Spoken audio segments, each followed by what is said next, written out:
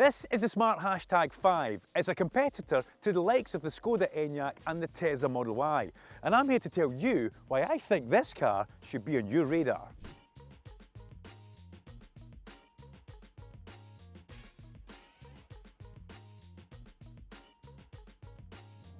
So my first impressions of the Smart Hashtag 5 are, first of all, I can't believe it's a smart car. It's so well tuned and well balanced. But there is a reason for that, isn't there? Why, yes, there is, Duncan. And it's thanks to the combined efforts of Chinese car manufacturer Geely and German automotive royalty Mercedes-Benz. But more on that later. When I reviewed the Smart Hashtag 1 almost 3 years ago, I remember being taken aback by the total brand refresh. I recall saying it was a big step forward. And without repeating myself, I could say the same for the Hashtag 5.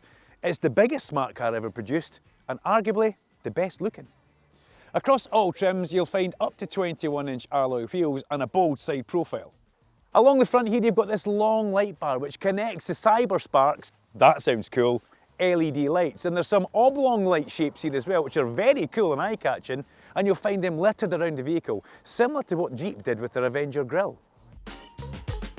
In the back, classic family car. Not a lot going on, nothing offensive, but I like that. It is giving me Mini Countryman vibes. But as I stand here and look at the backside, what I do notice is all about storage. Inside this boot, 630 litres of boot space with the seats up.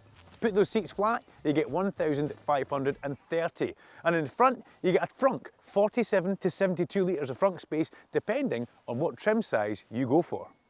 Inside is where you start to feel the Mercedes-Benz influence, the cockpit. In fact, the interior of the car, it's all premium, it feels intentional, and it's loaded with all the latest tech as well. For example, let me list a few.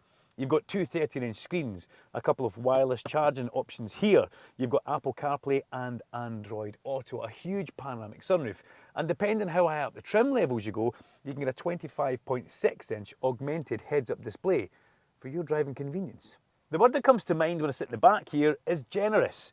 You're not going to feel cramped at all. You could be sitting in here with Peter Crouch and a sumo wrestler and you'll still be able to stretch your legs. Now, Smart have been very clever. There you go, I've finally said it. I've cracked a funny joke. They've given you first-class lighting, USB-Cs and adjustable seats in the back here. Like the look of the Hashtag 5? Fancy giving it a spin? Head down to your local Arnold Clark Smart dealership and see what they have on offer. At Arnold Clark, we make it easy. The car is partially designed by Mercedes-Benz, but does it drive like one?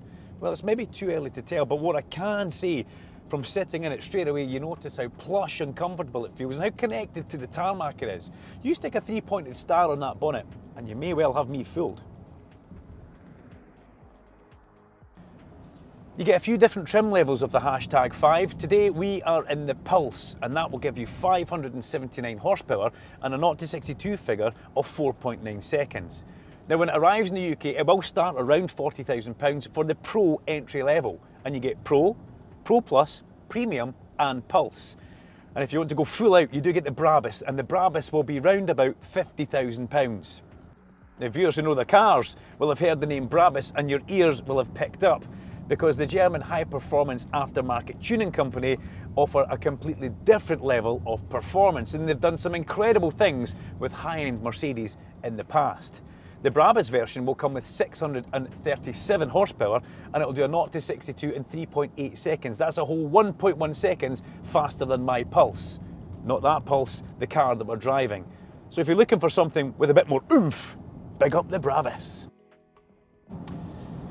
Now it's been a while since I was in the Skoda Enyaq, so it does kind of come back to me when I think about it. I've also driven the Tesla Model Y, which this is a direct competitor for. And how does it feel? How does it compare? Well, one thing I do like to go through is I cycle through driving modes all the time, and you get a different feel from each mode in this car. You also get a nice little sound as you change mode, and they're so easy to get to. On your screen, push the button and away you go.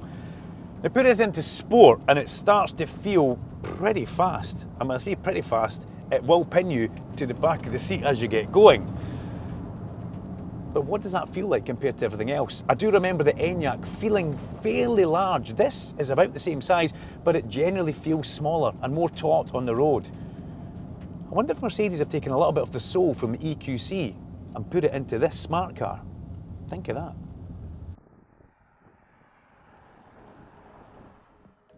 Visibility is one of the big things I look for in a car, and if you've watched a review I've done before, you know I like to be higher up. I like to be a bit more commanding and look over the road.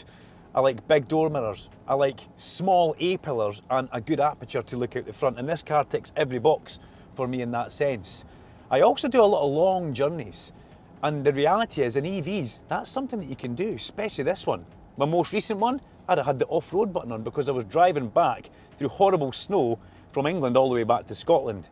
But the reality is you can now do these longer journeys in an EV because the charging figures that this car gives you back, 10 to 80% in 18 minutes, with a range of north of 330 miles, that'll do for me. Now I've spoken an awful lot about Mercedes-Benz, but I have neglected the other 50% involved in this, which is Geely, or Geely. Chinese multinational company who have got expertise in dealing in a collaborative approach with other companies. They've also got an extensive portfolio and they were founded in the 1980s. Let me give you a few examples of just exactly what they've done. In 2010, they acquired Volvo from Ford, and that gave them the advances in safety technology which Volvo are known for, and manufacturing expertise. 2017, they acquired a stake in Lotus. What did that do? There's your supercar input. They've also got smaller stakes in Aston Martin and in Mercedes-Benz. But what else do they actually bring to the table?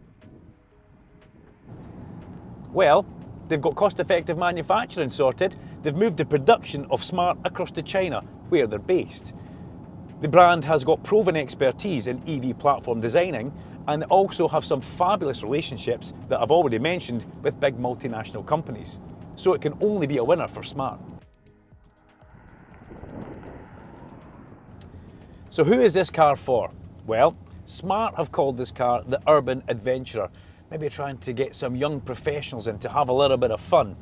But I look at the car and I see a few other options. I see space and comfort, and that makes me think of family. The interior is comfortable and plush, unexpected as well.